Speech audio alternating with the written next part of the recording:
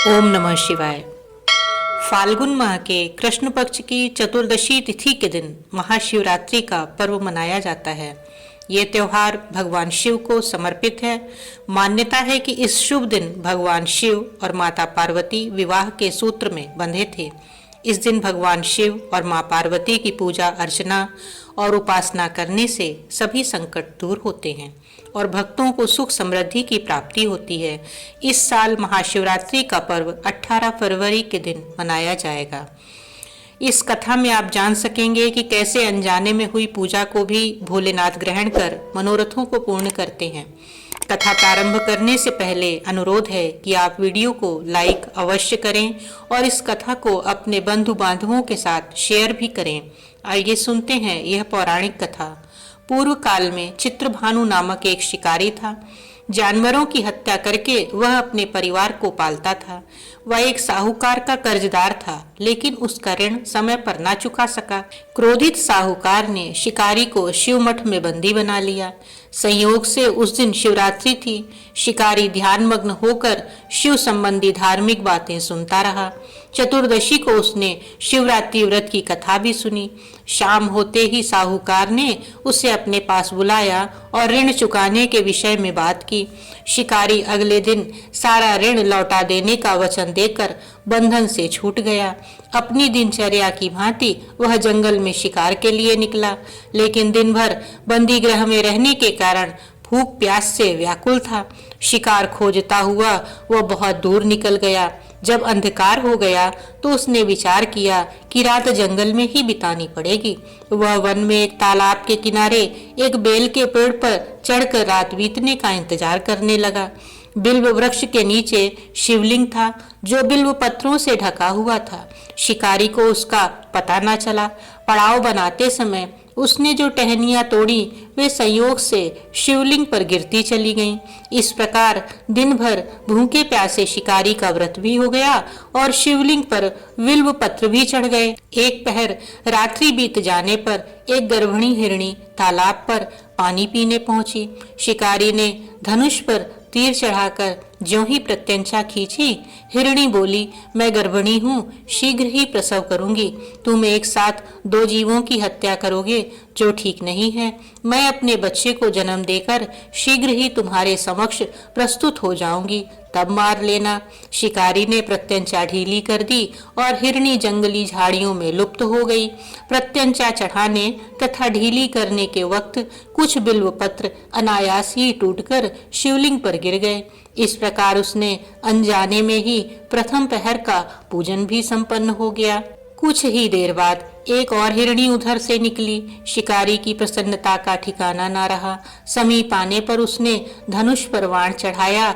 तब उसे देख हिरणी ने विनम्रता पूर्वक निवेदन किया कि हे शिकारी, मैं थोड़ी देर पहले ऋतु से निवृत्त हुई हूँ, कामातुर विरहिणी हूँ, अपने प्रिय की खोज में भटक रही हूँ। मैं अपने पति से मिलकर शीघ्र ही तुम्हारे पास आ जाऊंगी। शिकारी ने उसे भी जाने दिया। 2 बार शिकार को खोकर उसका माथा ठनका। वह चिंता में पड़ गया। रात्रि का आखिरी पहर भी बीत रहा था। इस बार भी धनुष से लगकर कुछ बेलपत्र शिवलिंग पर जा गिरे तथा दूसरे पहर की पूजा भी संपन्न हो गई। तभी एक अन्य हिरणी अपने बच्चों के साथ उधर से निकली। शिकारी के लिए यह स्वर्णिम अवसर था। उसने धनुष पर तीर चढ़ाने में देर नहीं लगाई। वह तीर छोड़ने ही वाला था कि हिरणी बोली, हे शिकारी, मैं इन बच्चों को इनके पिता के हवाले करके लौट आऊंगी। इस समय मुझे मत मारो। शिकारी हंसा और बोला, सामने आए शिकार को छोड़ दूं? मैं ऐसा मूर्ख नहीं। इससे पहले मैं 2 बार अपना शिकार खो चुका हूँ। मेरे बच्चे भूख प्यास से व्यग्र हो रहे होंगे। उत्तर में हिरणी ने फिर कहा, जैसे तुम्हें अपने बच्चों की ममता सता रही है, ठीक वैसे ही मुझे भी अपने बच्चों की चिंता है। हे शिकारी, मेरा विश्वास करो, मैं इन्हें इनके पिता के पास छोड़कर तुरंत लौटने की प्रतिज्ञा करती हूँ। हिरणी का दुख भरा स्वर सुनकर शिकारी को उस पर दया आ गई। उसने उस मृगी को भी जाने दिया। शिकार के अभाव में तथा भूख प्यास से व्याकुल शिकारी अनजाने में ही बेल वृक्ष पर बैठा बेलपत्र तोड़ तोड़कर नीचे फेंकता जा रहा था। पौ फटने को हुई तो एक हष्ट पुष्ट मृग उसी रास्ते पर आया। शिकारी ने सोच लिया कि इसका शिकार वह अवश्य करेगा। शिकारी की तनी प्रत्यंचा देखकर मृग विनीत स्वर में बोला कि हे शिकारी, यदि तुमने मुझसे पूर्व आने वाली 3 मृगियों तथा छोटे छोटे बच्चों को मार डाला है तो मुझे भी मारने में विलंब ना करो, ताकि मुझे उनके वियोग में एक क्षण भी दुख ना सहना पड़े। मैं उन हिरणियों का पति हूँ। यदि तुमने उन्हें जीवन दान दिया है तो मुझे भी कुछ क्षण का जीवन देने की कृपा करो। मैं उनसे मिलकर तुम्हारे समक्ष उपस्थित हो जाऊंगा। मृग की बात सुनते ही शिकारी के सामने पूरी रात का घटना चक्र घूम गया। उसने सारी कथा मृग को सुना दी। तब मृग ने कहा, मेरी 3 पत्नियां जिस प्रकार प्रतिज्ञाबद्ध होकर गई हैं, मेरी मृत्यु से अपने धर्म का पालन नहीं कर पाएंगी। अतः जैसे तुमने उन्हें विश्वास पात्र मानकर छोड़ा है, वैसे ही मुझे भी जाने दो। मैं उन सब के साथ तुम्हारे सामने शीघ्र ही उपस्थित होता हूँ। शिकारी ने उसे भी जाने दिया। इस प्रकार प्रातः हो आई। उपवास, रात्रि जागरण तथा शिवलिंग पर बेलपत्र चढ़ने से अनजाने में ही पर शिवरात्रि की पूजा पूर्ण हो गई।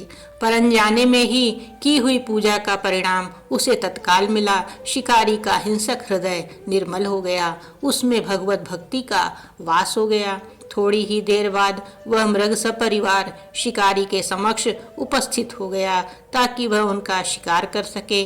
किंतु जंगली पशुओं की ऐसी सत्यता, सात्विकता एवं सामूहिक प्रेम भावना देखकर शिकारी को बड़ी ग्लानि हुई। उसने मृग परिवार को जीवन दान दे दिया। अनजाने में शिवरात्रि के व्रत का पालन करने पर भी शिकारी को मोक्ष की प्राप्ति हुई। जब मृत्यु काल में यमदूत उसके जीव को ले जाने आए तो शिवगणों ने उन्हें वापस भेज दिया तथा शिकारी को शिवलोक ले गए। शिवजी की कृपा से ही अपने इस जन्म में राजा चित्रभानु अपने पिछले जन्म को याद रख पाए तथा महाशिवरात्रि के महत्व को जानकर उसका अगले जन्म में भी पालन कर पाए। इस शिव कथा का यही संदेश मिलता है हमें कि शिकारी की कथा अनुसार महादेव तो अनजाने में किए गए व्रत का भी फल दे देते हैं, पर वास्तव में महादेव शिकारी की दया भाव से प्रसन्न हुए। अपने परिवार के कष्ट को ध्यान होते हुए भी शिकारी ने मृग परिवार को जाने दिया। यह करुणा ही वस्तुतः उस शिकारी को उन पंडित, उन पुजारियों से उत्कृष्ट बना देती है जो कि सिर्फ रात्रि जागरण, उपवास एवं दूध दही, बेलपत्र आदि द्वारा शिव को प्रसन्न कर लेना चाहते हैं। इस कथा में सबसे महत्वपूर्ण बात यह है कि इस कथा में अनजाने में हुए पूजन पर विशेष बल दिया गया है। इसका अर्थ यह नहीं कि शिव किसी भी प्रकार से किए गए पूजन को स्वीकार कर लेते हैं अथवा भोलेनाथ जाने या अनजाने में हुए पूजन में भेद नहीं कर सकते हैं। वास्तव में वह शिकारी शिव पूजन नहीं कर रहा था। इसका अर्थ यह भी हुआ कि वह किसी तरह के किसी फल की कामना भी नहीं कर रहा था। उसने मृग परिवार को समय एवं जीवन दान दिया जो कि शिव पूजन के समान है। शिव का अर्थ ही कल्याण होता है। उन निरीह प्राणियों का कल्याण करने के कारण ही वह शिव तत्व को जान पाया तथा उसका शिव से साक्षात्कार हुआ। आशा है आपको यह कहानी पसंद आई होगी। ऐसी ही धार्मिक एवं पौराणिक कथाओं को सुनने के लिए चैनल को सब्सक्राइब एवं पोस्ट को लाइक अवश्य करें। धन्यवाद।